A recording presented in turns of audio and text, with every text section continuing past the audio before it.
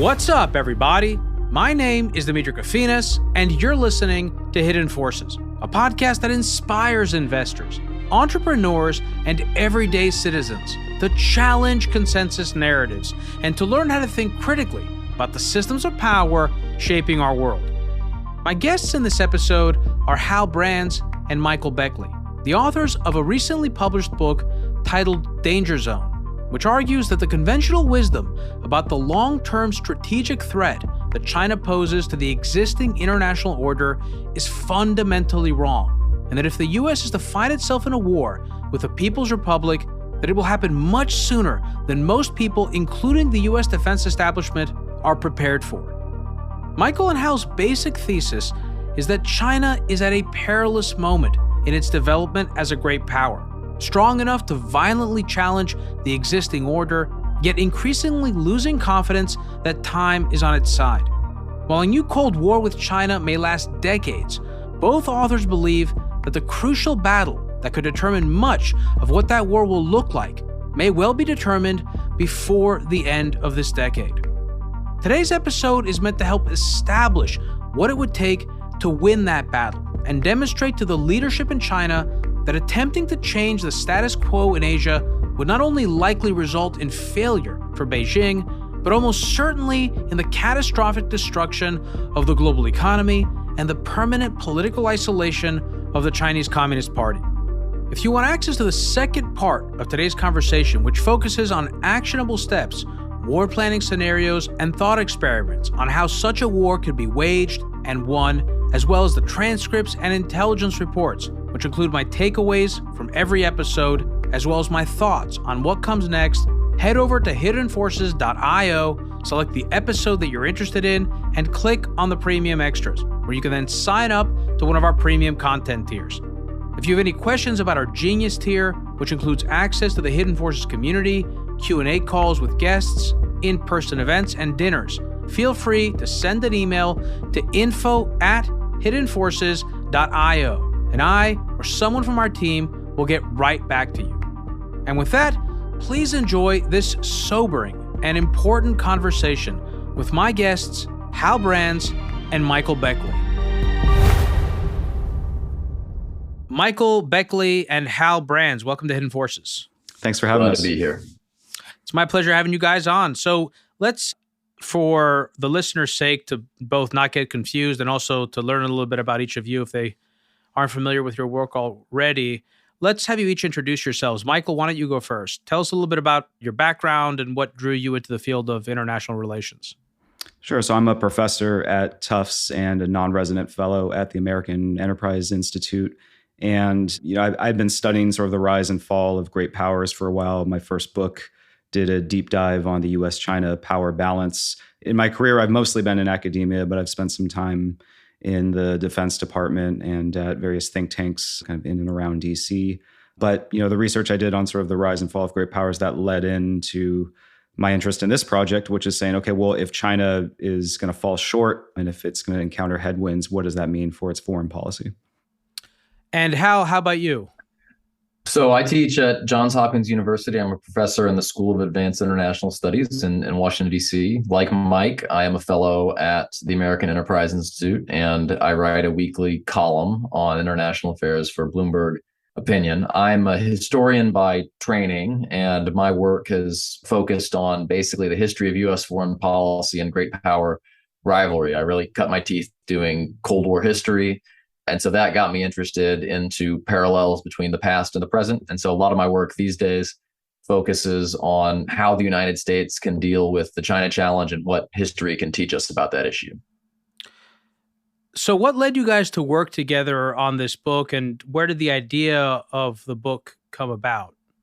Well, Mike and I, we met each other, I believe, on an academic junket to Israel almost a decade ago. But we didn't start thinking about this project until maybe a couple of years ago. And I think the way it happened was that Mike was giving a presentation on an academic paper he had written about what happens when countries that have been growing really rapidly slow down and what happens to their international behavior. And the spoiler alert is kind of like nothing good. They tend to get prickly and aggressive. And I was listening to Mike's presentation, and I remember that I had written something on a similar subject, although distinct, a couple of years prior. And so we started talking about what this might mean for interpreting China's behavior and the competition with the United States. We wrote a couple of short pieces on it and then decided to take the full plunge and write a book. So I will have mentioned this in the introduction. The title of the book is The Danger Zone or Danger Zone. What is the central thesis of the book, and what is at stake in this emerging geostrategic competition between the U.S. and China in both of your views? We view the book as sort of a new twist on the tried and true let's all freak out about China genre. We argue that China is becoming more dangerous, not because it's getting stronger and is going to zip past the United States as a superpower, but because it's actually reaching the peak of its rise and faces potential stagnation and strategic encirclement. And so we characterize China at this point as a risen power more than a rising one. It's strong and ambitious enough to upend the international system, but it has good reasons to worry that it would be running out of time to remake the world because its economy is slowing, its population is about to age and die off in massive numbers, and rivals are to varying degrees starting to gang up against it. And so China is at this peak, and that's just really scary because when you look back at modern history, it was really the peaking powers like Germany in 1914 or Japan in 1941 that started the bloodiest conflicts in recent history. And China just seems to be inching its way down this ugly historical path. It's just become exponentially more repressive and aggressive abroad in recent years and just looks increasingly poised to do what these past peaking powers did, which was they tried to rush through near-term windows of opportunity before a longer-term window of vulnerability opened wide. That could play out in a number of ways. We worry most about an assault on Taiwan, an attempt to basically carve out an economic empire across the global south where China gets other countries hooked on its loans and technology and services and then has its way with them. And then political warfare, a concerted effort to destabilize democracies and prop up autocrats around the world. So what are some of the tangible similarities between modern China and 1914 Germany or 1941 Japan that would make you feel that we are in a similar paradigm today to what we were in those periods? There are lots of folks who draw comparisons, particularly between the US-China rivalry today and then the UK-Germany rivalry in the decades running up to 1914. In both cases, you had kind of the liberal superpower of its day being challenged by an autocratic power that had risen very rapidly over a number of decades. The key parallel from our perspective, though, is that Germany very much believed by the summer of 1914 that it had run out of time.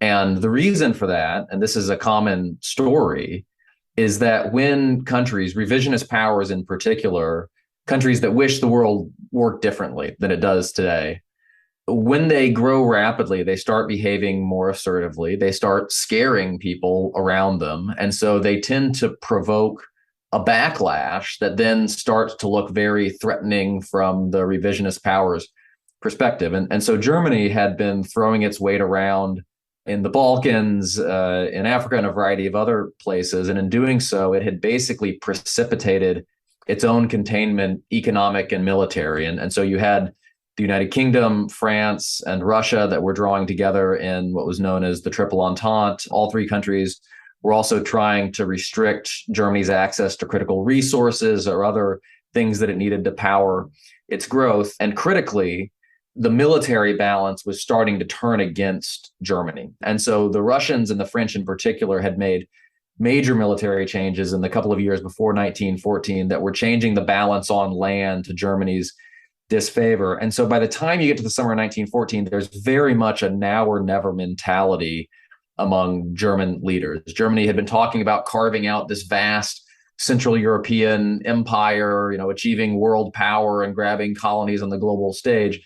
But there was a realization that it was running out of time to do so. And so it wasn't that Germany, decided, hey, let's go start a global war in 1914. It was that the German leadership was willing to take a bunch of big risks that it knew could lead to a war during the crisis that emerged in that summer because it worried that this was going to be its best opportunity to achieve its objectives. You can see some similar things with Japan in the 1920s and 1930s. Japan doesn't become really aggressive until its economic rise in the 1920s stops. The Great Depression hits, its markets are closed off, and it feels like it needs to carve out kind of this vast autarkic empire centered in Manchuria.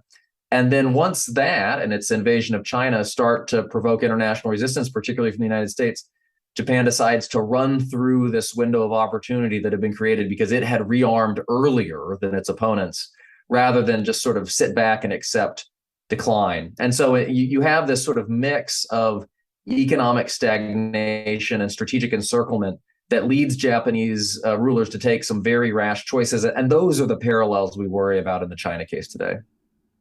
So I think you've actually did a really good job just now laying out what your view is of the nature of the impetus that would drive China to act, to take risks on the international stage. But just to crystallize it for listeners, I think it'd be helpful if, one, we established what you both feel is the consensus view on China, and then how your view differs.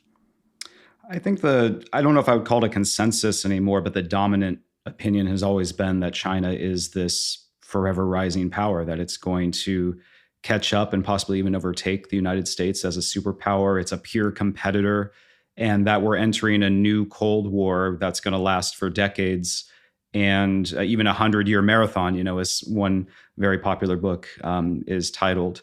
And so we differ from that because we just think China's trajectory, that view basically gets China's trajectory wrong, that China's rise is actually coming to an end. It's coming to an end much sooner than anyone predicted. And that ironically, this makes China a more explosive near-term threat, even if at the same time that it makes it a less competitive long-term rival. So it's just a difference in both the trajectory and then the implications that you derive from that end of China's rise. Have we exaggerated the threat posed by China's rise, in part because we downplay the difficulty of becoming a great power?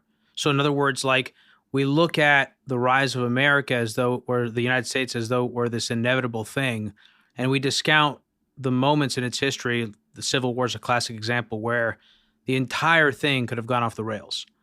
I think that's fair. I mean, I think there's really two issues here. So one is that we sometimes lose sight of just how much had to go right for China to be where it is today. And so if you're thinking just about China's economic trajectory, it was really kind of a synergistic combination of about 5 factors that fueled China's economic rise. You had better economic policies in Beijing, which were enabled by a somewhat more flexible, although still deeply autocratic political system. You had really favorable demographic conditions, which weren't so much the result of deliberate policy as just kind of wild swings in the way that China addressed population issues. You had a world that was willing to help China rise economically and in some ways politically as well. And then you had a country that was more or less self-sufficient in a lot of the resources it needed for growth. That was a very fortuitous combination of factors, even though in some ways the critical dimension was the choices that China's leaders made. But the point is that if it takes all of those things to put China on the path to the rocket-propelled growth that we are, used to, or that we became used to really in the 3 decades before 2008, then when those factors start to fade, it's going to become much, much harder. But there's also kind of a bigger issue, which we see really throughout history.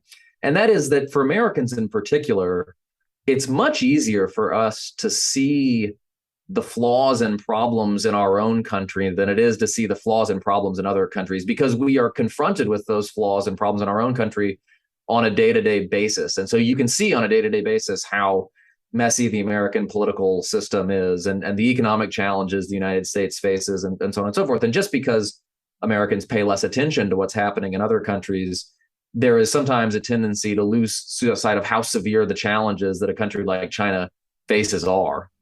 I would just add a geographic point too. I think for Americans, it's hard to conceive of living in a country that is surrounded by powerful or unstable rivals. We're just so used to having Canada, Mexico, and 2 huge oceans around us. And so we don't even really think about when we talk about border security, we're talking about an immigration issue, as opposed to there are armies across the border that may wish us harm. And so it's hard just to comprehend how tough of a neighborhood China exists in, surrounded by 19 countries, many of which have been actively hostile to China in recent history. And just the fact that, really the last 40 years of relative peace and prosperity for China has been more the anomaly rather than the norm. Most of modern Chinese history is a tale of war and poverty simply because you have this very difficult geographic position where you're not only surrounded, but if you just look at the geography of China itself, it doesn't really cohere as a nation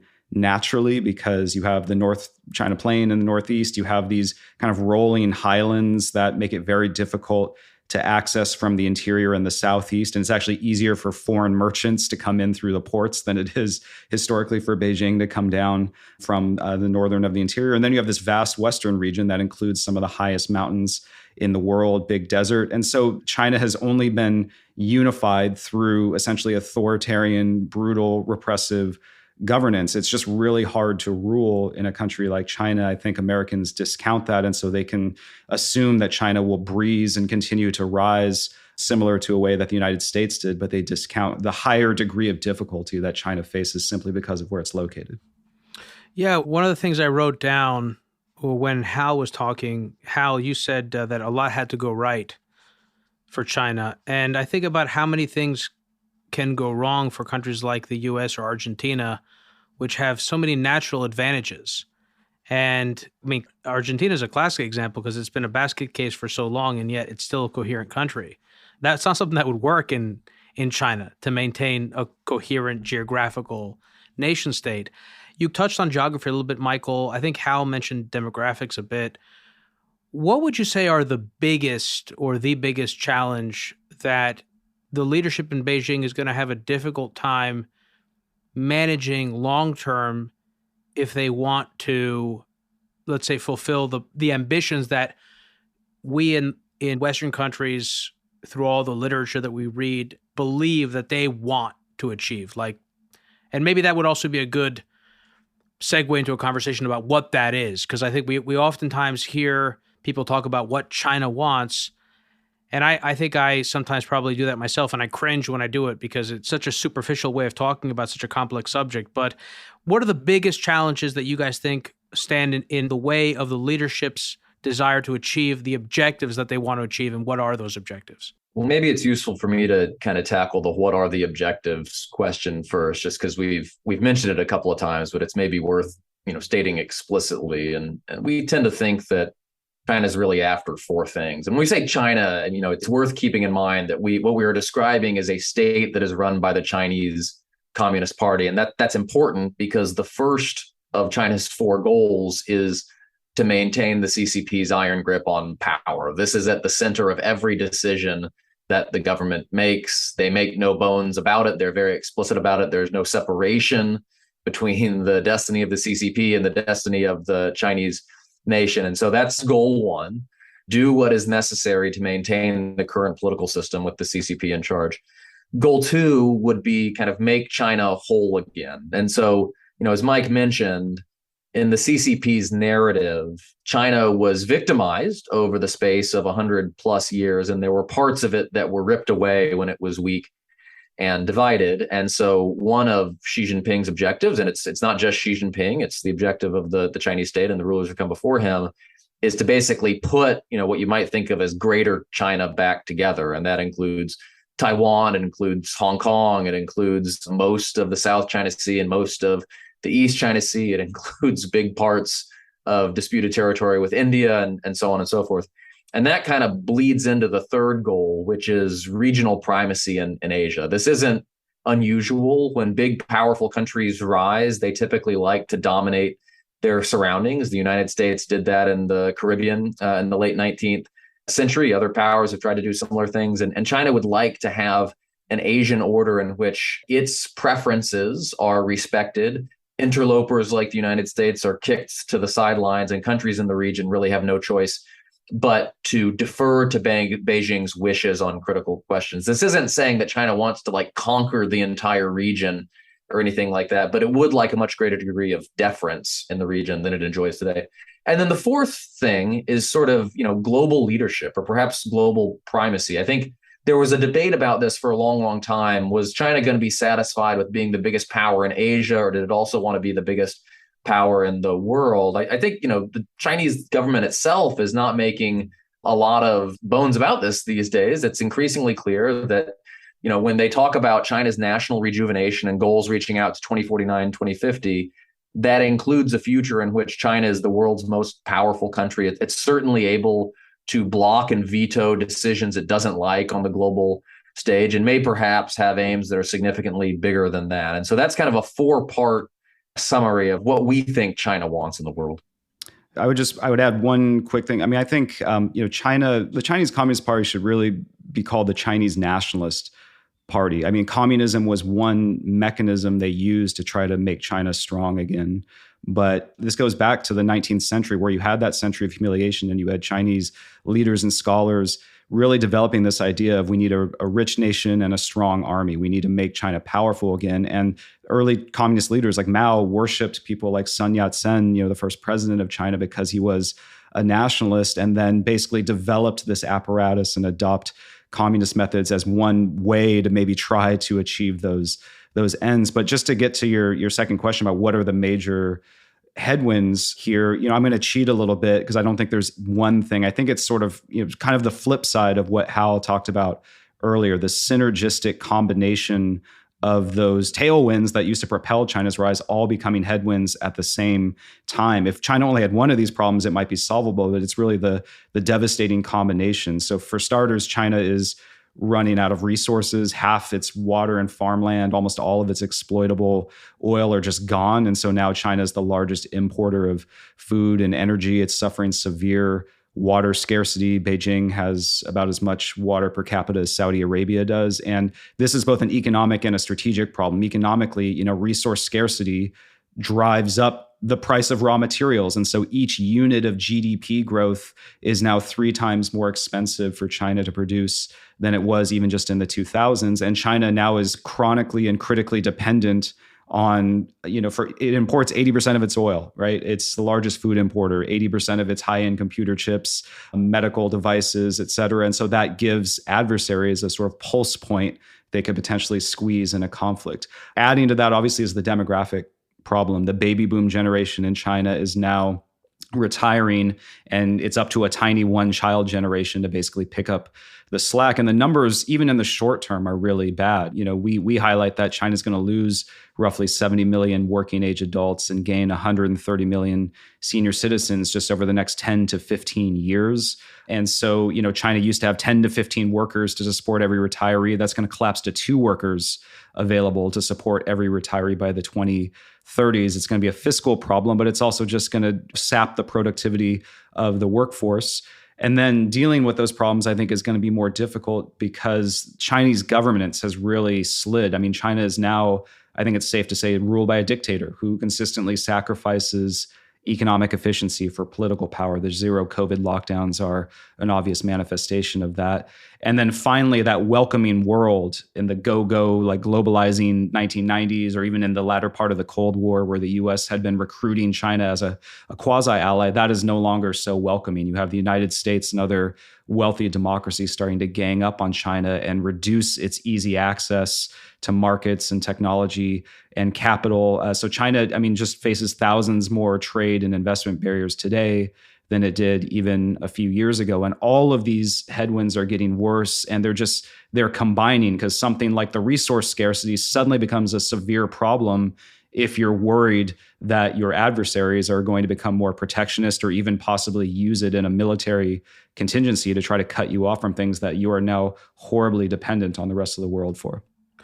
So in addition to not knowing for sure what any other party or actor in the world is thinking or wants or desires, we're speculating about that, we also don't necessarily know how top of mind these concerns are for the leadership in Beijing, or do we? So in other words, all the concerns that you just laid out, Michael, do we have a sense of where those things rank within the leadership in the Chinese Communist Party and how attuned they are to them? Well, it's a little bit tricky because, we can't really expect Xi Jinping, even if he were fully to agree with the diagnosis that Mike just offered to come out and say so, because that would require admitting that he has put China in a very difficult spot, and that probably wouldn't be good for his career prospects. But what you can see is that there is growing concern within the Chinese Communist Party about all of the issues that we've referenced, right? And so sometimes you can see it in things that are said. And so we know, for instance, that there has been internal reporting in the CCP on how badly international attitudes have turned against China, particularly during COVID, but even to some degree before that, right? We know that there is some commentary and even relatively hawkish circles around the PLA, the People's Liberation Army, that China's creating problems for itself by picking more fights that it can possibly win. There is a long track record of Chinese leaders talking about the problems that the economy faces. But then other times you can find it in the things that are not said or that are not allowed to be said. And so there's some reporting in early 2021 about the fact that during COVID, China's population had stopped growing and in fact, perhaps started to decline. And the government basically released a one-sentence statement saying, nope, that's not true. The population continues to grow. And so that's indicative of deep concern about this problem, which is probably multiplied by the fact that it's pretty clear that on a variety of these issues, the government has been grappling with the problem. It just has no idea how to solve it. And so, there is no one-child policy in China these days. It changed to the two-child policy, the three-child policy. There's more and more incentives to have more kids, and it's just not working in terms of producing a more fertile population that wants to have tons and tons of babies. And so you can tell just by observing the behavior that there's deep concern over the demographic issue, but it doesn't seem to be translating into progress in solving the problem. Yeah, I mean, I do want to stress there are a fair number of internal documents and speeches from Xi Jinping and from other high-level government officials that vividly describe, the debt and demographic problems and environmental crises that we highlight. But I also want to emphasize that it's not like Chinese leaders are saying, oh, woe is me, like there's nothing we can do about this. In fact, in some ways, it's almost the opposite. So there was a lot of interesting documents that came out after the 2008 financial crisis, where on the one hand, Chinese leaders were very concerned, not just about the slowdown and the imbalances in their own economy, but the rise in international protectionism in their main export markets as other countries like the United States scramble to save their own economies. But at the same time, they felt like there was a tantalizing opportunity here because the crisis had hobbled the US economy. It had sort of discredited free market capitalism, in China, because it just unloaded with stimulus package after stimulus package, initially looked like it was powering through the crisis. And so you really had the zeitgeist behind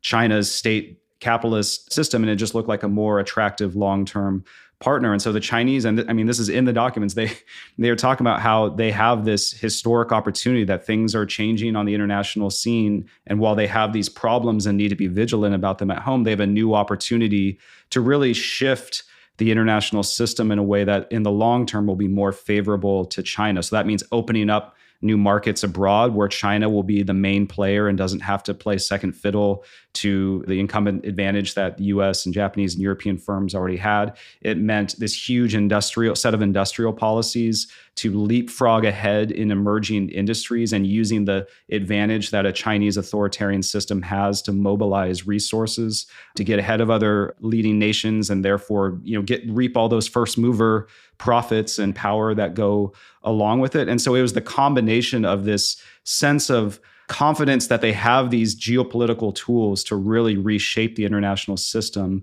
but at the same time, the insecurity of, well, the long-term trends, if we do nothing and just let the free market reign, are not great for us. But unfortunately, this is what makes China an especially potentially dangerous country. It's the combination of having the means and the motive to move aggressively on the international stage. So how does invading Taiwan actually help them address the core challenges that you've identified? Because I don't exactly see it. I mean, first of all, they would lose their export market. It would disrupt the supply chains that they rely on to procure the advanced technology that they need to modernize not only their economy, but their military. And I wonder, is the answer basically what you said at the very beginning, which is it's not the solution. It's not what they want. That wasn't their first option, but the window's closing. And so they're willing to take the risk of doing it. Is that the basic thesis?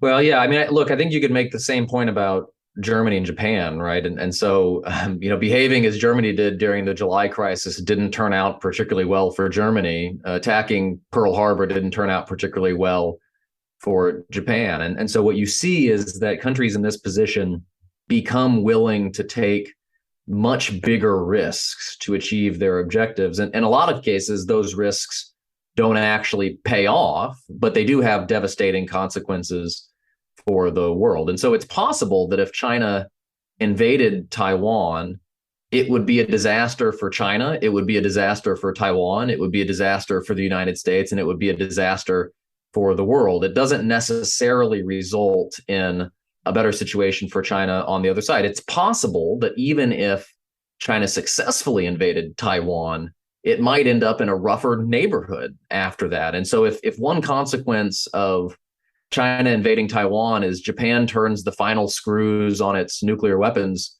program and ends up with a few dozen nuclear warheads a few months after the fact, it's not clear that that's actually a better world for China.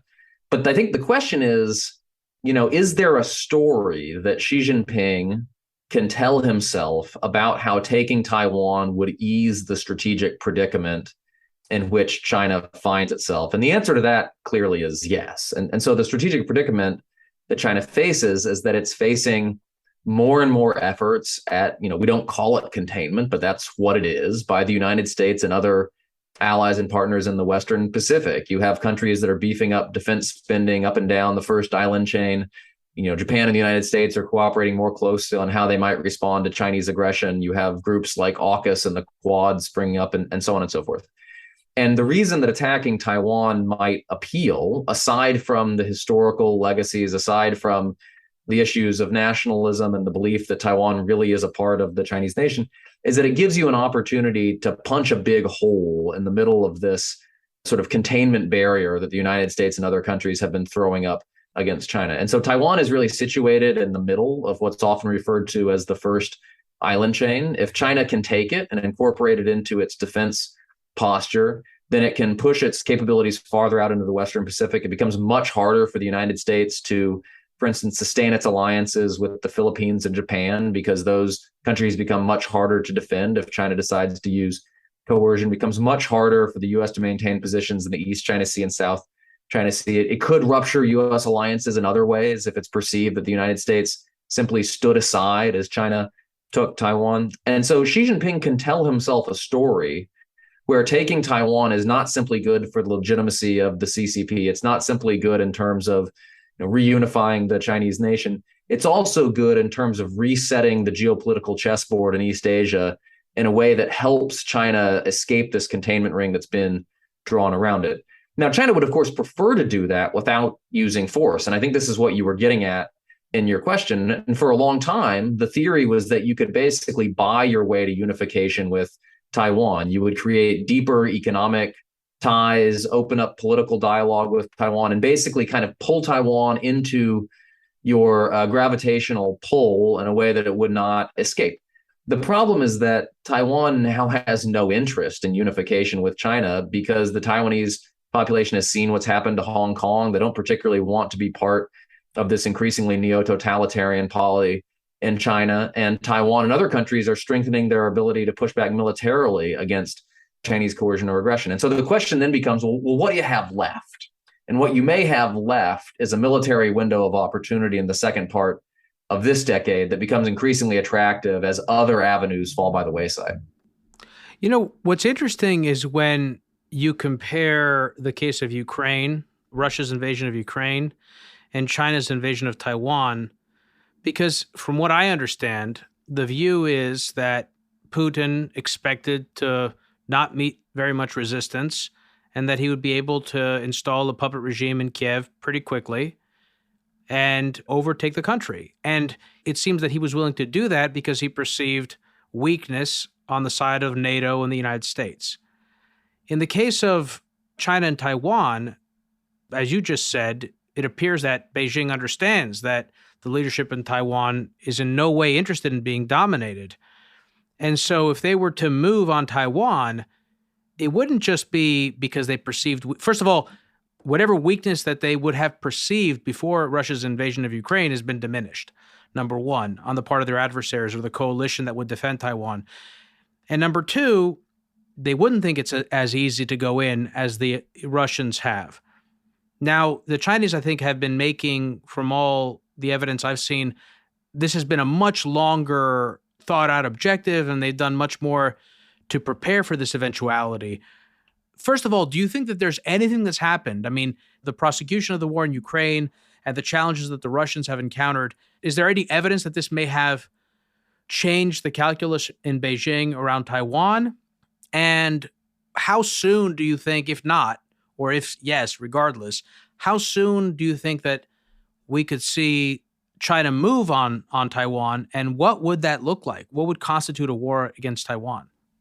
I don't think we really know for sure how Xi Jinping and the other top leaders are interpreting how Russia's problems in Ukraine might translate to them. Because on the one hand, I think they recognize that the Taiwan battle plan, I mean, it's just a higher degree of difficulty in many ways because Taiwan's an island and you have turbulent seas around it. And Taiwan is also more technologically advanced, has been preparing for this contingency and has the backing of the United States. And, it's American law. Biden has recently said that the United States would defend Taiwan. And it's at least been U.S. law to not only sell arms to Taiwan, but to at least maintain the U.S. capacity to be ready to help out Taiwan. So it's just a much tougher nut to crack. On the other side, the Chinese, I think, look down on the Russians with a lot of disdain. They think that they are much more competent. They look at the fact that their economy is 10 times the size of Russia's. They spend 4 times more on their military, and they just feel like they have a much more professional force that has been groomed over a long period of time. And even though you're right that maybe Russia's invasion of Ukraine has catalyze some resistance that may spill over to China. The fact that the West has been somewhat revived and that people now take the threat of territorial conquest more seriously. I think China could look at the Taiwan issue and say, well, we do have kind of a window of opportunity because China is coming off of a very rapid period of military modernization. They've been stocking up on missiles of all types that really pose massive threats to not just the bases on Taiwan, but on the U.S. bases on Okinawa and American aircraft carriers. And so even though the United States and Taiwan have powerful arms, if they're wiped out in the first few hours of a war and a surprise attack, it doesn't really matter. And at the same time, China's been churning out warships at a rapid clip as well. And the United States and Taiwan, despite the fact that they talk a good game about, revising their defense plans, have been actually very slow to spread out their forces, to create a more resilient posture and really try to lay down a bunch of shooters and sensors in and around Taiwan that could fend off a powerful Chinese assault. And it's actually going to get worse in the mid 2020s because the United States is about to retire a lot of aging warships and guided missile submarines and long range bombers. And so I agree, I think that it has to look daunting from Beijing. I think that makes war, it reduces the likelihood of war, but it's just China does have this chance. And given what Hal said about the lack of peaceful options at this point for China, essentially the disappearance of really any peaceful means of bringing Taiwan back into the fold. And the fact that Chinese leaders have said this has to happen one way or another. And you combine that with the sort of slippery slope of Taiwan upgrading seemingly its relationship with the United States, with Biden's statements, with the recent arms sales, with Pelosi and other leaders' trips there. And so it just, to your earlier question, you're right, this does not solve a lot of the headwinds that China is facing. But what we found is that there's kind of 2 pathways that these peaking powers take. On the one hand, they'll do things to try to rekindle their rise. So something like Belt and Road might be able to, in the long term, rejuvenate China's economy. But they also just try to do things to prevent them from getting worse than they are now, with no real hope that this is going to be some wonderful, easy cakewalk or that there aren't going to be severe consequences to bear. It's the logic of preventive war that we don't want to move now, but we know if we wait, it's only going to get worse for us. And so we have to go. I mean, scholars like Dale Copeland, et cetera, have written lots of books about how this has really generated some of the largest wars we've seen. It wasn't the confidence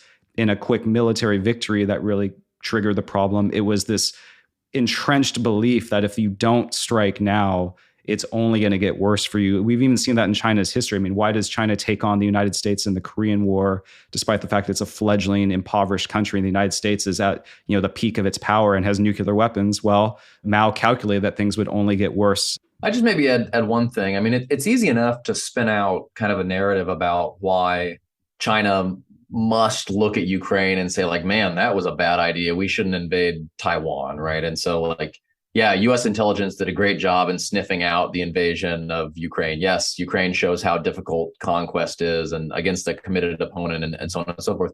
It's also possible that Xi Jinping looks at Ukraine and is like, okay, there's a checklist of things I need to take care of before I invade Taiwan, right? And so you definitely got to successfully decapitate the government, because that prevents the emergence of resistance and sort of a strong central figure like we saw in Zelensky in Ukraine. You got to sanction. And the powerful role of social media to amplify right. that. So you shut, right. You do more to sort of shut down the internet and other means of communications to prevent exactly the dynamic that emerged in Ukraine. You sanction proof your economy so you're not as vulnerable as Russia was. You move more decisively at the outset in hopes of ending the war quickly. And it's also just kind of not entirely clear to me that the Chinese leadership really believes that Taiwan would fight. I mean, I think they believe that the US would fight, but just as, the Chinese military kind of looks down on the Russians, I think that the Chinese government kind of looks down on Taiwan and wonders at the very least whether the population would really be willing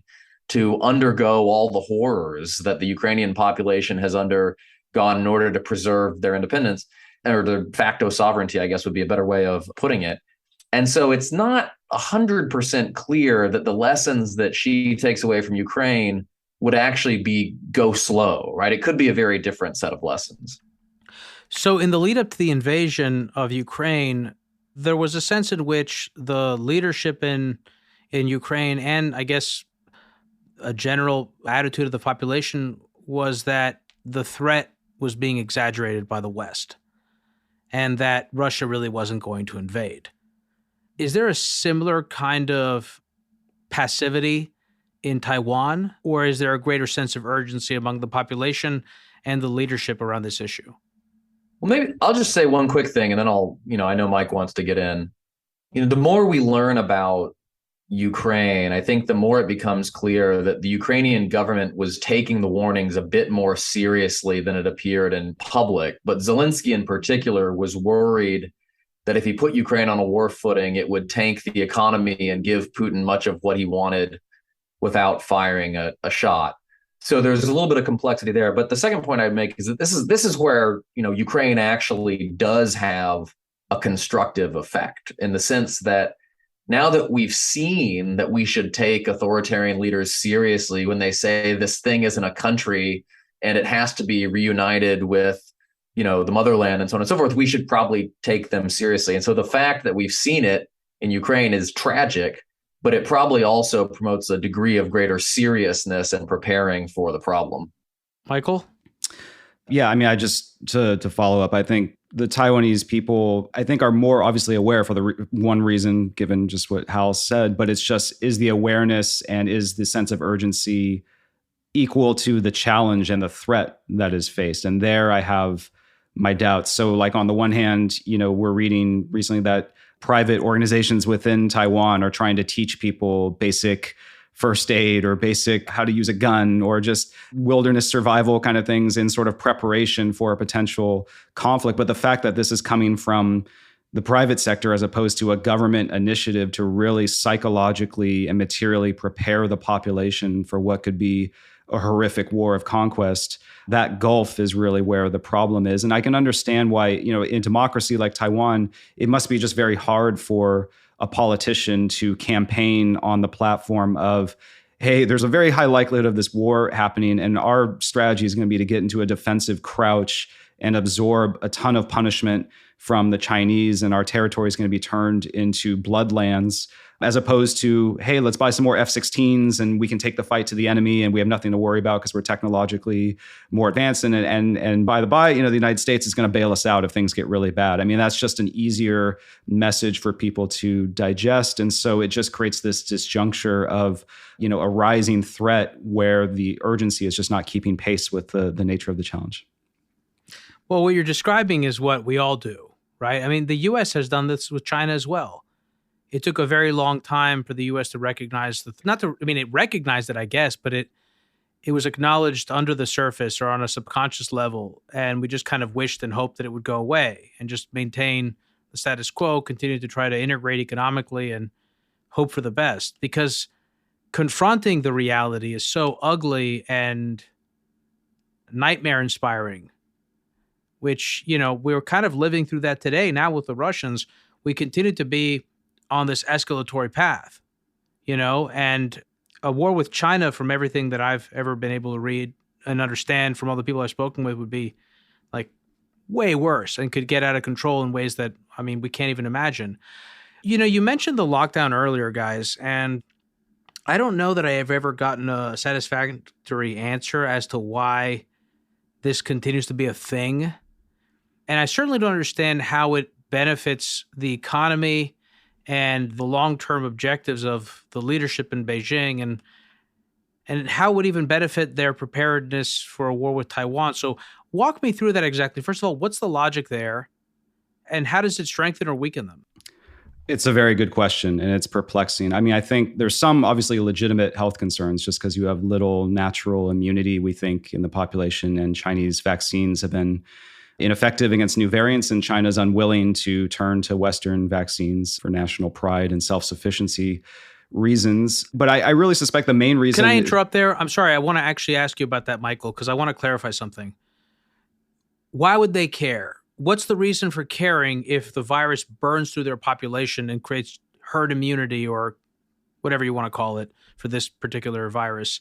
What would be the problem with that? Is it because they actually care? Is it because it would cause political unrest? Is it because they would lose some portion of the population that they need to prosecute a war? Like, what's the reason for that? I think the main reason is because dictators always have to be right. They can't admit mistakes. And Xi Jinping, in the early parts of the pandemic, was getting all kinds of accolades for having stamped out COVID, and now has to sort of live up to that because he's using this as one of the reasons why he should be essentially enshrined as emperor for life at this upcoming party congress. And now it's just gotten to the point that everyone is too afraid to point out that the emperor has no clothes. And so you have this charade that goes on, and it seems completely bizarre to look at. But I think if you analyze the broader pattern of Chinese policymaking over decades, you see a consistent pattern where a dictator will set a target, and then underlings will do everything and anything to meet it, regardless of the horrific consequences beyond the immediate objective that they're trying to achieve. This is literally the same kind of logic that produced something as catastrophic as the Great Leap Forward. In 1958, Mao is basically just trying to brag to Khrushchev that China is eventually going to produce more steel than Britain, within 15 years or whatever he said it was. And there's no real logic to this. It's about trying to one up the Soviet leader, Khrushchev, who he's competing with for leadership of socialist countries. But the net result is the Great Leap Forward. And you have peasants, mobilized to stop planting crops and start melting down their pots and pans, and you have a horrific famine that kills something like 45 million people. Or you see it in more minor cases where, like, I remember a decade ago, the Chinese government said it wanted to rival the United States in terms of scientific patents and journal articles, et cetera. And this just created a mass fraud in all these fake journals and fake patents that get churned out because everyone's falling over themselves to do it. Or even something like the wolf warrior diplomacy. She says we have to stand up and be more assertive abroad. And then you have Chinese diplomats sort of one-upping each other to see who can shout down foreigners harder. And, as a result, now anti-China sentiment is at historic highs. So it's this pattern that you often see in dictatorship, where the dictator will put their weight behind something, and then everyone will just try to do whatever they can to make sure that he or she is ultimately proved right.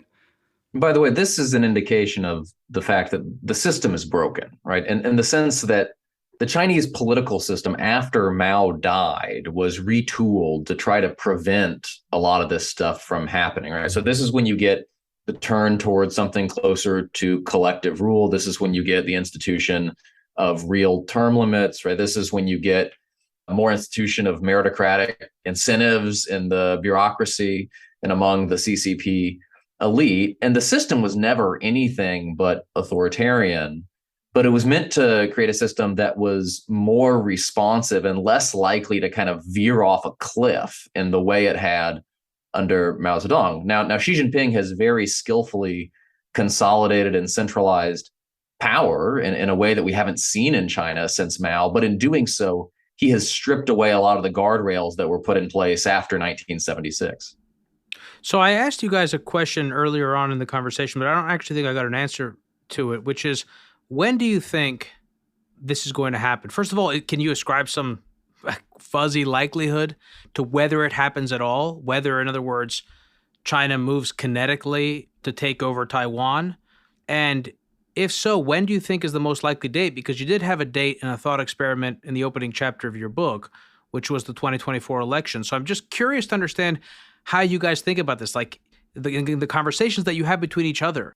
It's definitely happening on January 18th, 2025, right? That's what we say on page 1 of the book. But, it's a little bit tongue in cheek, because any effort to estimate when some world historical event is going to happen is inherently imprecise, if only because it probably won't happen out of the blue, right? There will be some catalytic event that creates a crisis. And then in that crisis, you may have a China that says, okay, now it's time to go because the future looks worse, right? And so you don't get World War I at the moment you get it without kind of the freak assassination of an Austrian archduke, right? And there's always some catalytic issue. We saw this with the most recent Taiwan Strait crisis in August. Right. So I was going to say, is the fact that we didn't get that escalation with Nancy Pelosi's trip evidence that they're not ready?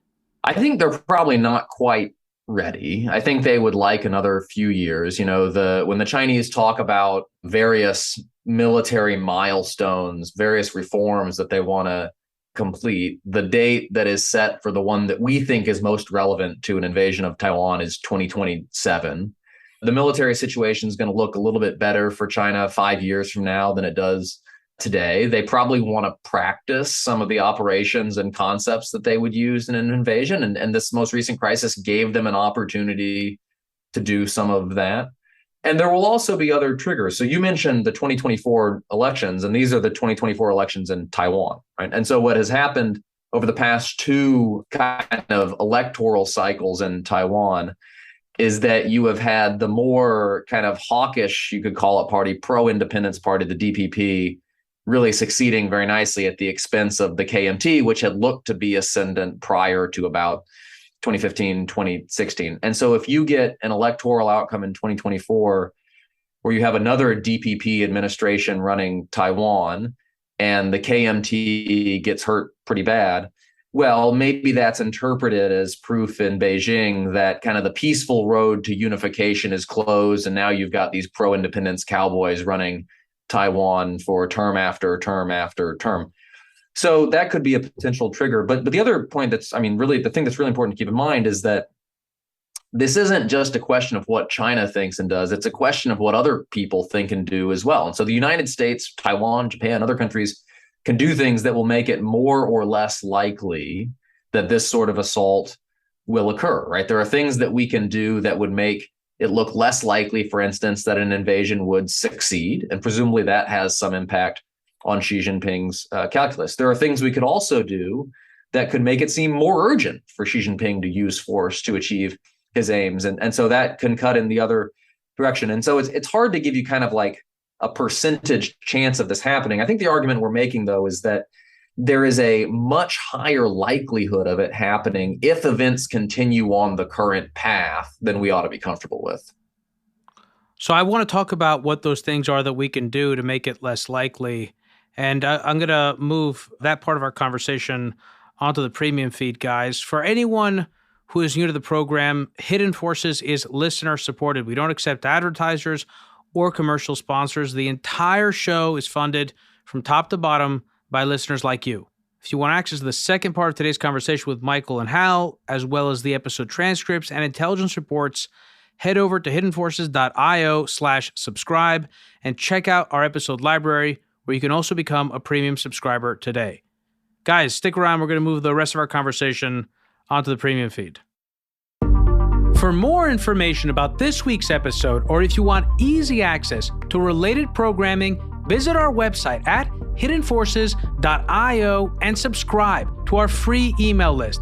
If you want access to full episodes, transcripts, and intelligence reports, which include additional notes, resources, links, and other material that will help you get the most out of each and every episode, check out our premium subscription, available through the Hidden Forces website at hiddenforces.io. Today's episode was produced by me and edited by Stylianos Nicolaou. For more episodes, you can check out our website at hiddenforces.io. Join the conversation at Facebook, Twitter, and Instagram at Hidden Forces Pod, or send me an email at dk@hiddenforces.io. As always, thanks for listening. We'll see you next week.